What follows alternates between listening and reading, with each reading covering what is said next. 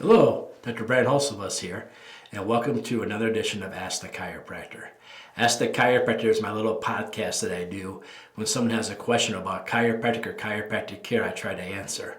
I'm a chiropractor here in Rockford, Illinois. I'm a proud graduate of Palmer College of Chiropractic, and I'm happy to be the team chiropractor of the Rockford Ice Hogs. Let's dive into it.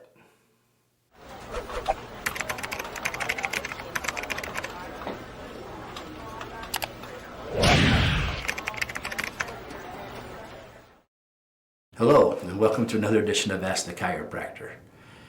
Last week we talked about sciatica, and I mentioned the word degenerative disc disease. Now, a lot of people have come to me and told me, I got diagnosed with degenerative disc disease. And what does that mean? How did I catch this disease? Is this disease contagious? Is this something that I caught from not taking something? First of all, degenerative disc disease is not a disease as typical diseases are called. I don't really know how it came up with that name.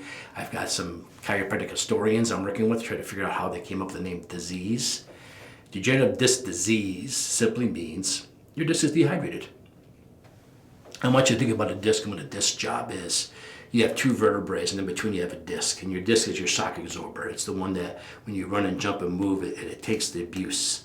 Also, when you have a misalignment of one of the vertebrae, if you have inflammation going on and you have to lean away from the inflammation, the disc will change its shape and adapt to that to allow you to stay away from the inflammation.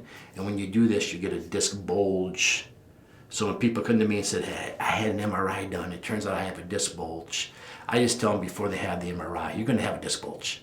Because discs are designed to bulge to deal with the stress above it rather than have the bone deal with the stress above it. So your discs are designed to bulge as your stress changes. It's not shocking to have a disc bulge. By no means is that a reason to react or go over the top with care because you have a disc bulge. It actually means your disc is working, it's actually moving and shifting the way it's supposed to. But let's go back to degenerative disc disease. I love these scary titles, disc disease. So the disc disease happens because you have a subluxation. What do I mean with subluxation? Chiropractors know when one or two vertebrae are under stress, the body will take those and lock them up. And then what happens is as those are locked up, there's a stress chemicals that get kicked out at that area. And that stress takes that nerve and goes wherever that nerve goes and provides stress along its pathway, whether it's to a muscle group, whether it's to blood vessels, whether it's to a tissue, an organ. The stress goes down that nerve and goes to that body part. So when we see degenerative disc disease, what we know is that disc is starting to dehydrate and lose its shape. Why does it dehydrate? Great question, right? So we have degenerative disc disease, it's because the disc is dehydrating. So what causes that dehydration? Let's take another step backwards. How does the disc get its nutrients? The disc gets its nutrients when you move, when you walk, when you run, when you jump. Because genetically speaking, we are all hunters and gatherers. So if you're a hunter and gatherer and you injured yourself and you sat around to heal, a wolf or a bear would eat you, right? So as a hunter and gatherer, we actually heal while we're walking. So when you walk, the muscles contract and they squeeze and they push nutrients in and out of the disc space through a process called osmosis. If I have a disc that's full of toxins, it just sits in there unless I start walking. Then osmosis will pull that stuff out and push the good stuff in, keep it hydrated, keep it moving. Also, there is some rest that's involved in this because somebody will come online here and tell me that we're taller in the morning than we are at night because gravity compresses our disc over time. And that's true. But you won't get any nutrients in and out of your disc unless you move and walk and go. That's why you always hear me talk about 30 minutes of walking a day can change your overall health. Number one thing you can do to be healthier is walk for 30 minutes a day. How do we keep our disc moving? We got to keep moving and walking. Why does it dehydrate? Because the subluxation occurs. And there's stress here and the body locks them up so you can't hurt them more. Okay, you know how to make this worse? Crack your own back, crack your own neck. Because then what happens, the ones above and below move more, and those become even more fixated. Okay, so the chiropractor's job is to go give you a chiropractic adjustment. When we give you a chiropractic adjustment, are we realigning it? We're moving it in the direction to realign it. But in reality, the biggest thing we're doing is we're freeing it. We're allowing it to move again because we know motion's key. So if we give a chiropractic adjustment, we free the joint up, we let it move again, now you can move and walk and start pumping the nutrients in and pulling the toxins out. When it's been fixated way too long, it dehydrates too much and they start losing that disc height. And so a dehydrated disc that's losing its normal height It's called degenerative disc disease. Is this something chiropractic can help? Well, I don't know who else can. Just to be frank with you, I don't know who else can restore that motion. That's the bread and butter of what chiropractic is. When we do the chiropractic adjustment, we get rid of the fixations and we restore the motion. So if you're not getting a chiropractic adjustment on that, I don't know how you're getting the nutrients and freeing the fixation and bringing it back to health. I just don't know. I don't know. People claim to do different things. Traction's great. It stretches it. Does it restore the motion in there? No. Does walking or exercising do it? No. Does physical therapy, when you exercise and stretch, restore a lot of the motion? No. The ones above and below.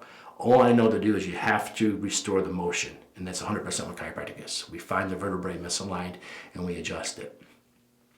So if you have an x-ray taken, by the way, x-ray and MRI, only ways to tell if you have degenerative disc disease. If you get diagnosed with degenerative disc disease without an x-ray and MRI, they're just taking a dart and throwing it at the dartboard, and that's what they came up with for your diagnosis. So if you have that image, bring it to your chiropractor. Let the chiropractor look at it. I talked a lot last week about how only chiropractors are trained to look at the alignment issues on an x-ray. Your medical doctors and your radiologists don't look at alignment. Sometimes they actually put down alignment's normal. I had a radiologist one time put down alignment's normal. I measured a 32-degree scoliosis. I'm not sure what they think alignment is. Apparently there's different terms, different definitions for that term, alignment, okay? So bring the actual image to your chiropractor, let the chiropractor look at it. If the spurring and the arthritis hasn't grown enough to connect the two vertebrae, then absolutely the chiropractor can work with you. Absolutely. The other thing to worry about when you have degenerative disc disease at one, those two get more and more fixated. Well, that starts to spread above and below. So as this one gets more fixated, the ones above and below can start to affect that too because the overall motion's gone, correct? If L3 and L4 aren't moving very much, it's only a matter of time before L4 and L5 aren't moving very much. So even if you have one that's completely getting the arthritis growing together and it's got severe degenerative disc disease, we can adjust the ones above and below and keep it at the one spots so it doesn't become more spots. So don't think you ever gave up hope. If a doctor says they're pretty much grown together, I don't know what a chiropractor could possibly do. That might be accurate, but we can do a lot for the ones above and below. Having this at multiple levels is awful. Having this at one is bad enough. Let's not let it spread up and down. There you go.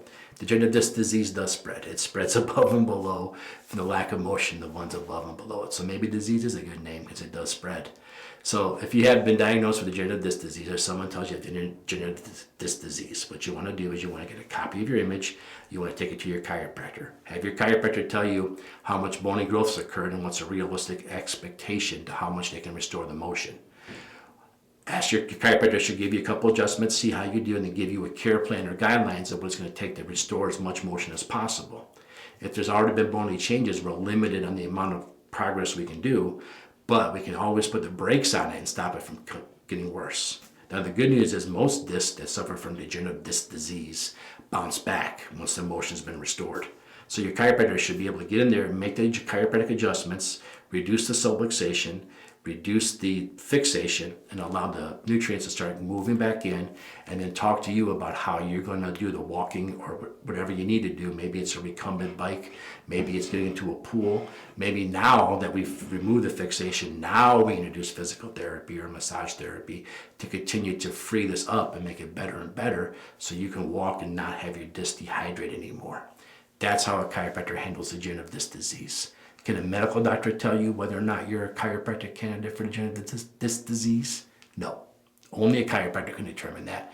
Because again, the medical education is not the same as a chiropractic education when it comes to evaluating the images and the x-rays. So take your imaging, take your x-ray to the chiropractor. We have it all the time. People come here. I've already had x-rays on my back. It's great. Can I see them? Well, I don't have them with me. I'm not a genie. I can't see it without them. So bring the images to the chiropractor, not the report. MRI reports are one thing. Some of us don't have the facility to look at MRIs, but we all like to actually look at our own x-rays and see them for ourselves. As long as you are standing up, and those x-rays should be usable by the chiropractor. So there you have it, degenerative disc disease and chiropractic. It's definitely something we can help, and I don't know anyone that can do it better than us. As far as I know, it's because no one's better at restoring that motion than a chiropractor. All right. Thanks for the question. If you have a question next week, leave a message or a comment wherever you're seeing this, and maybe you'll be the question of the week and ask the chiropractor. Keep having fun, everybody, and remember, if you have a question about chiropractic or chiropractic care, only a chiropractor can answer. Thanks.